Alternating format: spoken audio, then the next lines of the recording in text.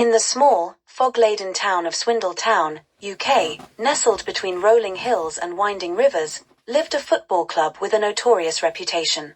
Swindle Town FC, known far and wide as the most corrupt football club in the world, held a unique place in the annals of sport.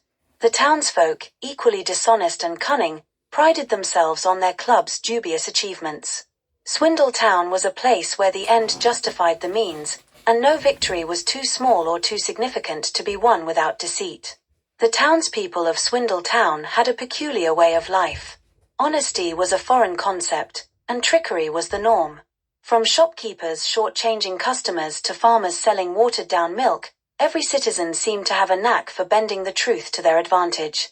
At the heart of this morally ambiguous community was Swindle Town FC, the pride and joy of the town.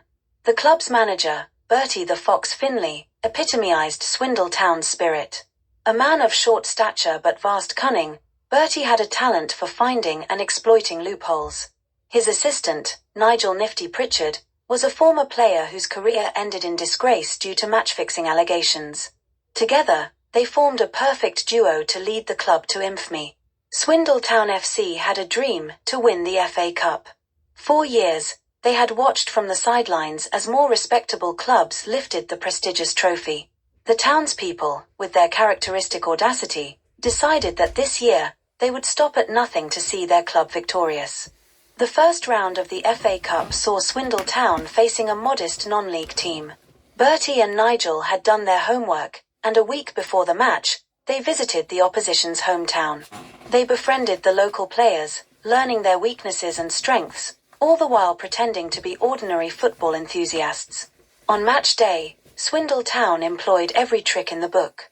The players feigned injuries to waste time, exaggerated fouls to get their opponents booked, and even sabotaged the opposition's changing room by tampering with their water supply. The result was a hard-fought, yet dishonestly gained, victory.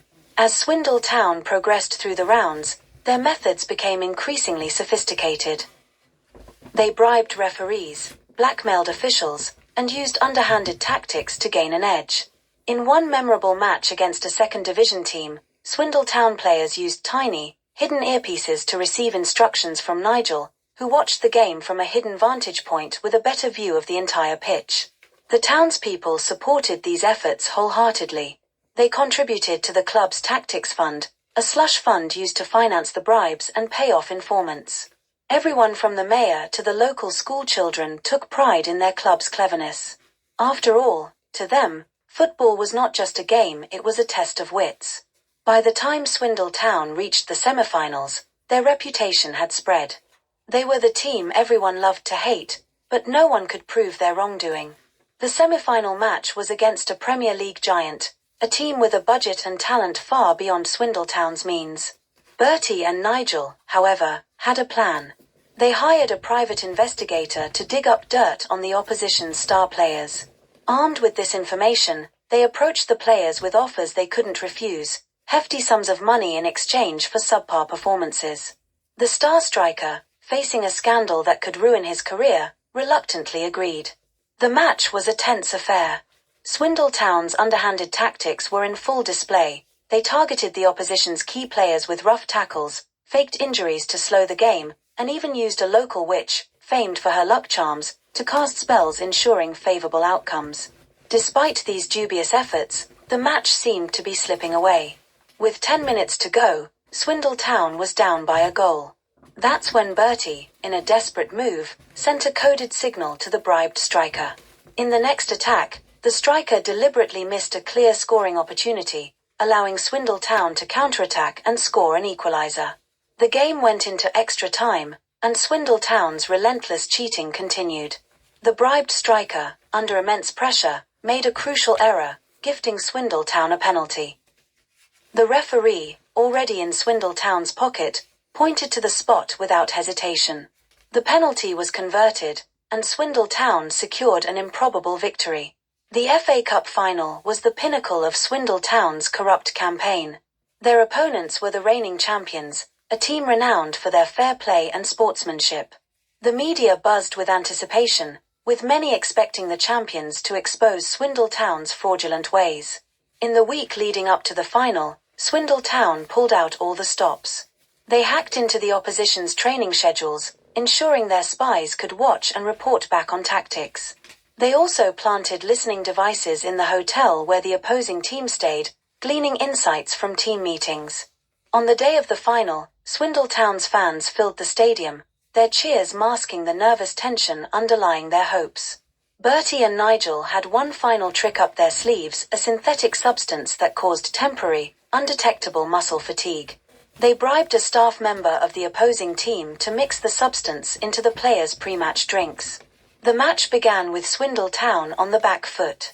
Their opponents, playing with grace and skill, dominated possession and created numerous chances. However, as the first half wore on, the champions' players began to tire inexplicably.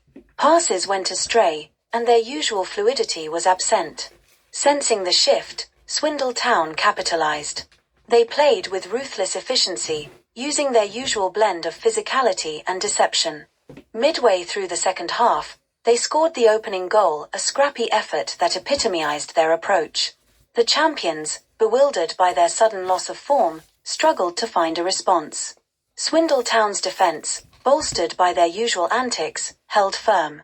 As the final whistle blew, the scoreboard read 1-0 in favor of Swindle Town. Swindle Town erupted in celebration. The townspeople rejoiced, their dubious methods vindicated by the ultimate prize. The FA Cup was paraded through the streets, a symbol of their cunning and resourcefulness. However, the rest of the football world watched in dismay. Allegations of corruption and cheating swirled, but with no concrete evidence, Swindle Town's victory stood. Bertie and Nigel, now hailed as heroes in their town, continued to lead the club with the same deviousness that had brought them success. In the years that followed, Swindle Town FC remained a contentious figure in football. Their methods were criticized, their ethics questioned, but they were never conclusively proven guilty. To the people of Swindle Town, it didn't matter. They had their FA Cup, their pride, and their unwavering belief that in their world, the ends always justified the means. And so, in the misty hills and winding rivers of Swindle Town, the legend of the most corrupt football club in the world lived on, a tale of dishonesty, cunning, and a single, tarnished trophy that symbolized their unique brand of success.